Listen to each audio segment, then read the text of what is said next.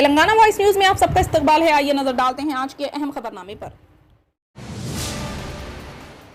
تلنگانہ کے وزیر و BRS پارٹی کے کارگزار صدر تارک راما راؤ نے کہا ہے کہ آئندہ اسمبلی انتخابات میں مجلس کتنے سیٹوں پر الیکشن لڑے گی یہ مجلس قیادت کی مرضی ہے. میں نہیں مانتا کہ لوگ مذہب کی بنیاد پر ووٹ دیتے ہیں. KTR نے کہا کہ انہیں یقین ہے کہ مذہب سے قطع نظر ایک اچھی حکومت کے انتخاب کو عوام ترجیح دیتے ہیں. KTR نے کہا ہے کہ تلنگانہ میں BJP نہیں ہے. BRS پارٹی کے کارگزار صدر KT راما راؤ نے اس یقین کا اظہار کیا کہ BRS پارٹی تلنگانہ میں تیسری بار اقتدار میں آئے گی. BRS 90 سے 100 سیٹوں پر آسانی سے جیت جائے گی. KTR نے کہا کہ KCR دوبارہ چیف منسٹر بنیں گے. اچھی کارکردگی کے حامل تمام MLAs کو دوبارہ ٹکٹ دیا جائے گا. انہوں نے مشورہ دیا کہ ناقص کارکردگی رکھنے والے MLAs کو اپنی کارکردگی کو بہتر کرنا چاہیے.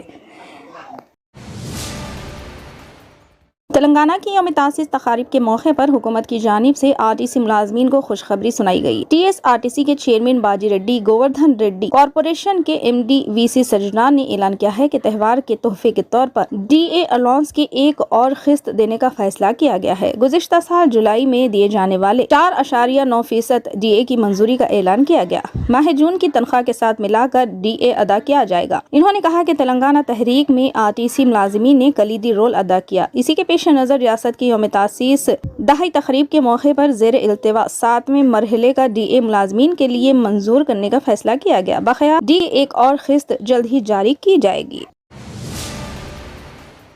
حیدرآباد یونین آف جرنلسٹ کے نمائندوں نے محکمہ تعلیم کے حکام سے درخواست کی ہے کہ خانگی اور کارپوریٹ اسکولوں میں زیر تعلیم صحافیوں کے بچوں کو فیس میں رعایت دی جائے. جمعرات کو DEO حیدرآباد R روہینوئی کو یونین کے نمائندوں نے اس سلسلے میں ایک تحریری یادداشت پیش کی. انہوں نے کہا کہ اس وقت خانگی اور کارپوریٹ تعلیمی اداروں میں فیس زیادہ ہے اور ان اسکولوں میں اپنے بچوں کو تعلیم دینے والے غریب اور متوسط طبقے کے صحافی مالی مشکلات کا شکار ہے. انہوں نے DEO سے اپیل کی ہے کہ وہ صحافیوں کے مالی حالات پر غور کریں اور کارپوریٹ اور پرائیویٹ تعلیمی اداروں میں ان کے بچوں کی فیس میں 50% رعایت دیں. انہوں نے اس سلسلے میں احکامات کی درخواست کی. DEO روہینی نے اس کا مثبت جواب دیا. DEO سے ملاقات کرنے والوں میں HUJ کے صدر اور general secretary Arun Kumar B Jagdishwar, working صدر نوین خازن راج شیکھر، آرگنائزنگ سیکریٹری ناگونی، نائب صدر مدھو ریڈی، سری دھر اور دیگر شامل تھے.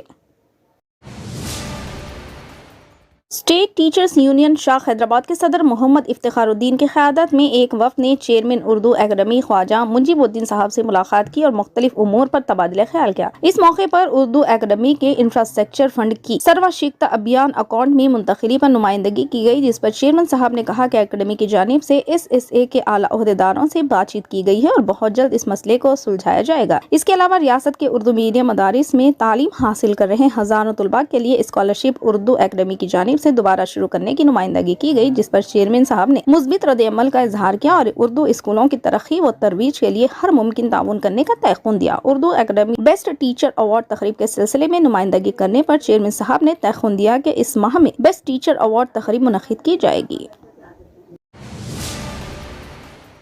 Coast guard, directorate of revenue intelligence اور کسٹمز نے مشترکہ کارروائی کرتے ہوئے اسمگلرز کی جانب سے سمندر میں پھینکا گیا قریب 33 کلو سونا برآمد کر لیا. یہ سونا جس کی قیمت 20.2 کروڑ روپے بتائی گئی ہے، سری لنکا سے ہندوستان اسمگل کیا جا رہا تھا. یہ بات ایک سرکاری پریس ریلیز میں بتائی گئی. یہ ضبطی سری لنکا اور ہندوستان کے درمیان ممنوعہ اشیاء کی اسمگلنگ کے حوالے سے DRI کو ملے ایک مخصوص ان پٹ کے نتیجے میں کی گئی، جس کے بعد 30 مئی کو انڈین کوسٹ گارڈ اور DRI نے مشترکہ کا آپریشن شروع کر دیا تھا. یہ سونا اسمگلرز نے سمندر میں پھینک دیا تھا. غوطہ خوروں کی مدد سے قیمتی دھات کو سمندر سے نکال لیا گیا. معلوم ہوا ہے کہ اسمگلرز نے سونا اور اس وقت پانی کے جہاز سے پھینک دیا جب ہند سری لنکا سمندری سرحد کے پاس ایجنسیز کے حکام ان کا تعاقب کر رہے تھے. یہ کارروائی تمل ناڈو میں انجام دی گئی.